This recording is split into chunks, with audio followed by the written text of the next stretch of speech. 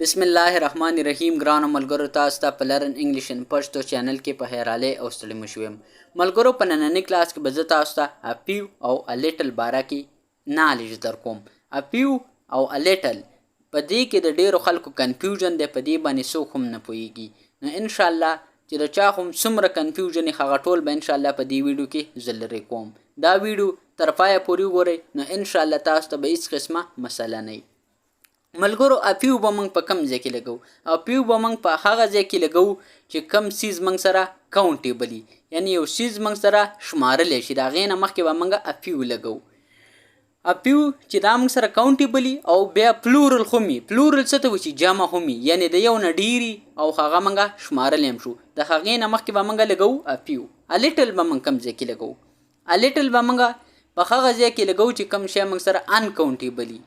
انکاونټیبل یعنی چې نشي شمارلی.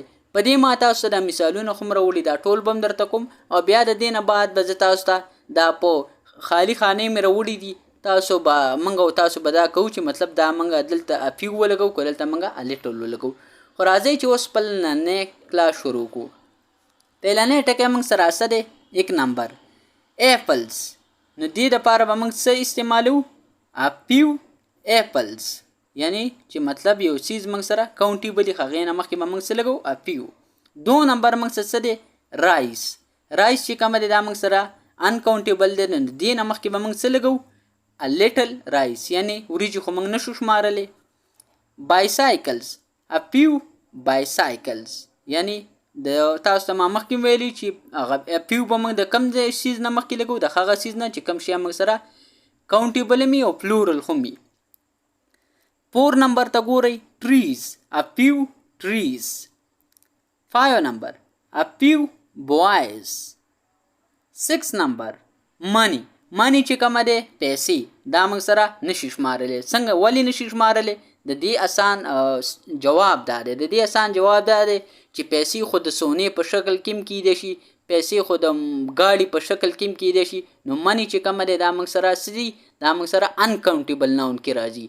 نو دا دې نه مخکې به موږ څه لګو؟ اپیو به نه لګو، الیټل به لګو. 7 نمبر ته ګورئ، ډاګز. نو د دې نه مخکې به موږ څه لګو؟ اپیو ډاګز.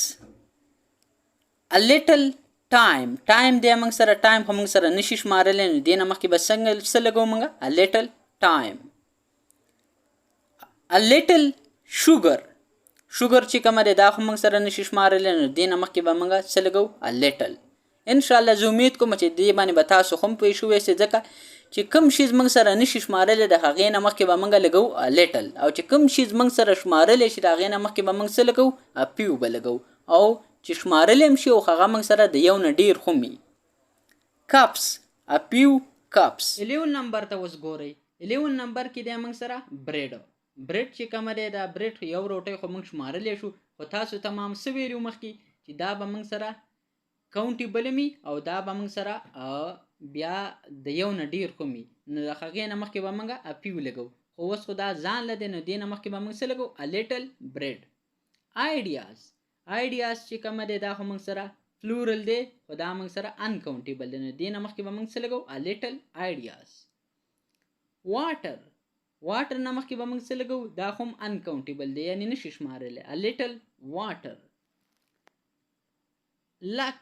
لک څه ته وایي؟ قسمت ته وایي، نو قسمت خو موږ نشو شمارلی، دې نه مخکې به موږ څه لګو؟ الیټل لک. فرینډز. فرینډز نه مخکې به موږ څه لګو؟ اپیو فرینډز. چایرز. چایرز څه ته وایي؟ کورسو ته، نو دې نه مخکې به موږ لګو اپیو چایرز. کافي. کافي چې کومه دی دا موږ سره نشي شمارلی، نو دې نه مخکې به موږ څه لګو؟ الیټل کافي. چلډرن. چلډرن نه به موږ څه مخکې لګو؟ الیټل چلډرن، ځکه چلډرن خو موږ سره شمارلی شي، خو دا موږ سره پلورل نه دی، نو دې نه مخکې به موږ اپیو نه لګو، د دې نه به مخکې موږ لګو الیټل چلډرن. دا بل موږ سره څه دی؟ ورک. ورک چې کومه دی دا خو نشي شمارلی، نو دې نه مخکې به موږ لګو الیټل ورک. مین. مین چې کومه دی دا موږ سره پلورل دی او دا موږ سره شمارلی هم شي، نو دې نه مخکې به موږ څه لګو؟ اپیو مین. اوس ملګرو په دې باندې زه تاسو ته جملې هم کومه، نو جملې مې ستاسو دپاره راوړي چې تاسو په اسانه طریقې سره پوه شئ. نو انشاءالله ستاسو چې څومره کنفیوژن یې هغه ټول به په دې ویډیو کې زه حل کوم. داسې به دا کنفیوژن موږ نه پرېږدو.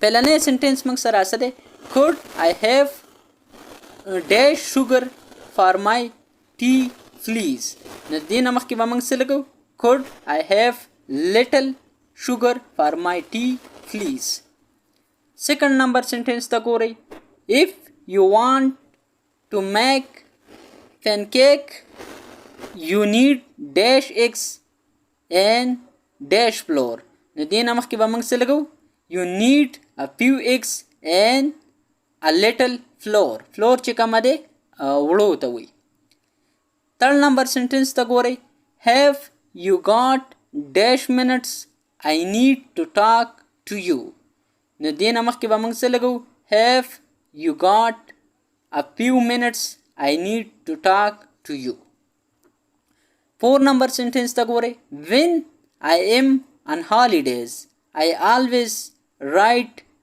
dash lines home نو دې نه مخکې به موږ څه لګو a few به لګو when I am on holidays I always write a few lines home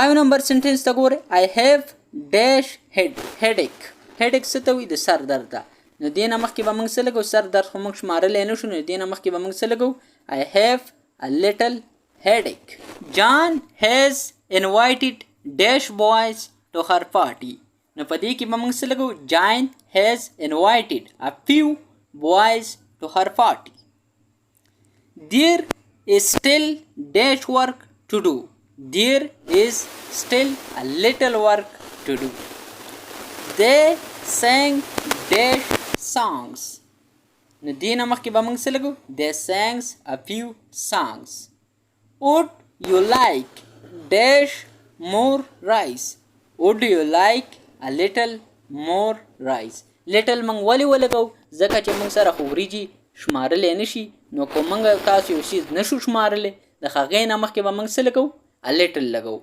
او که کله موږ او تاسو یو څیز شمارلی هم شو نو بیا به د هغې نه مخکې موږ a few لګو خو a few به نه هم لګو ولې که موږ سره هغه څیز پلورل نه یعنی د یو نه ډیر نه نو بیا هم د هغې نه مخکې موږ a few نه لګو د هغې نه مخکې به بیا خو موږ a little لګو نو که چېرته موږ سره یو څیز پلورل یعنی جمع خو مي د یو نه ډیر خو مي او هغه موږ سره کاونټیبل خو مي یعنی موږ شمارلی هم شو نو بیا به موږ د هغې نه مخکې a few لګو خو که چېرته موږ یو شیز نه شو شمارلی نو بیا به موږ د هغې نه مخکې a little لګو ملګرو زه بالکل امید کوم چې تاسو به د دې ویډیو نه ډېر څه زده کړي کو کلاس هم خوښ شوی لایک هم کوئ کمنټ هم راته وکئ دا کلاس ما ډېر په ګرانه جوړ کړی دی او انشاءالله زه امید کوم چې دا به تاسو یو بل کس ته هم په اسانه طریقې سره ښودلی شئ ملګرو نننی کلاس زموږ پای ته ورسېدو